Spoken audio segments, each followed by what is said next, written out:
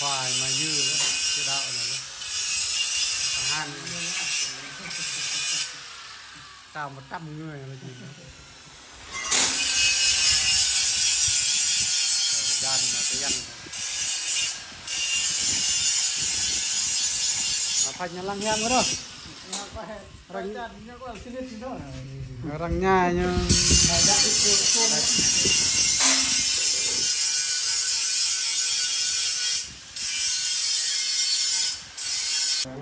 nào chứ soal kan nyo ram go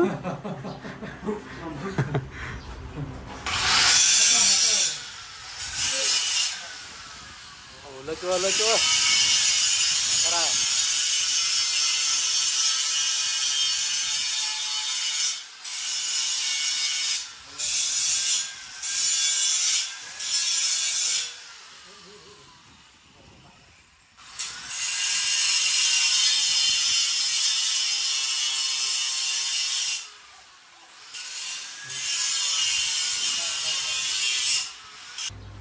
món này có heo món này có không có luôn á vâng cả tòa trình kêu là bạn chỉ trình lại như nào đó có cơm này nó heo bạn này bò nào lo ai dàn nhà của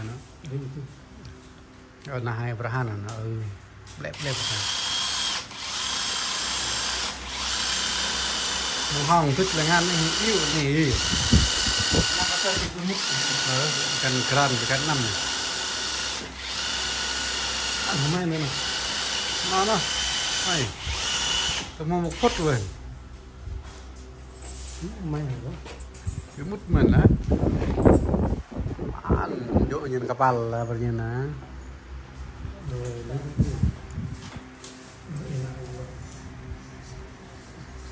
đồ tập bạ cho mày tóc không mà đó có quay rồi đó này cặp mình tu to nằm rất xoay chân rồi nè con nào phải kho nhau này đàn ba lô này mà dư này mà tâm này con thích này nhìn kia thứ lắm á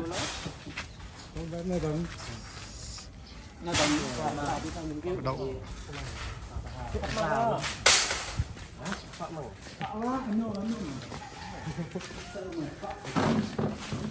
vô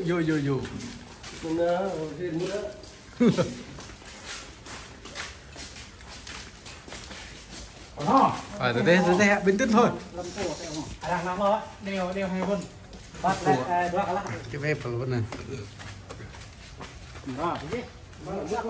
phía bắc ơi nè chẳng hay là con thế kia được con được nhả ly cái nó có sang thôi cái nằm một đẻo này là tè này đó để cho lượt nhan nữa quay vào nhóm bạn nhật ký đó đây là nhạc này có thứ là hay này sang bếp này nhan này cái cả tu cao bớt được cái nhan được có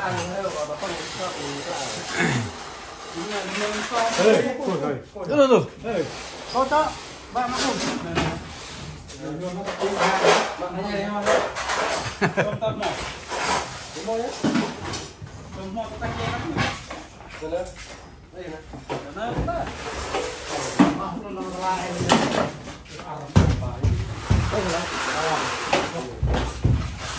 được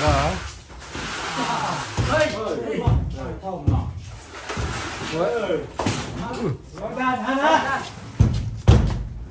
Tớ ở top nó chơi á. Con này này. Nữa này. Có tiếp con nữa này.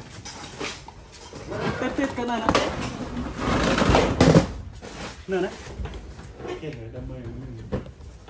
Ô, mấy văn.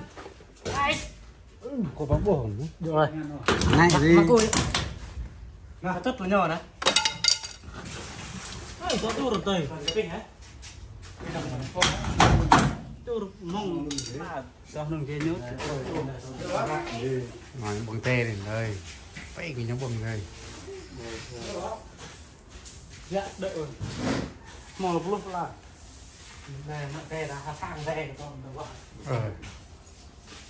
Nhóm bằng thì mất ấy, vì thật tê rồi.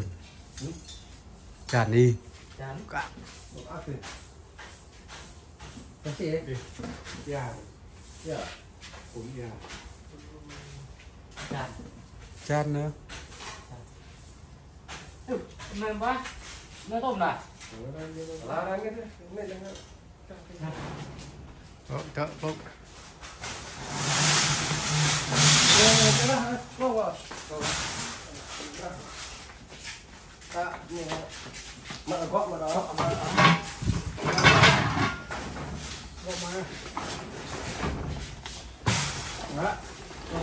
Mà dư thằng này quậy đi nữa.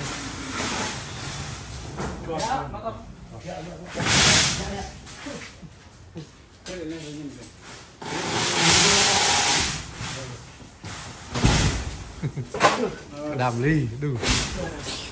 Tao lên.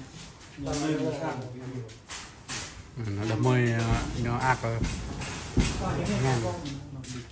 Cái cối đi đi cái đi này cối đi lấy Ôi đi.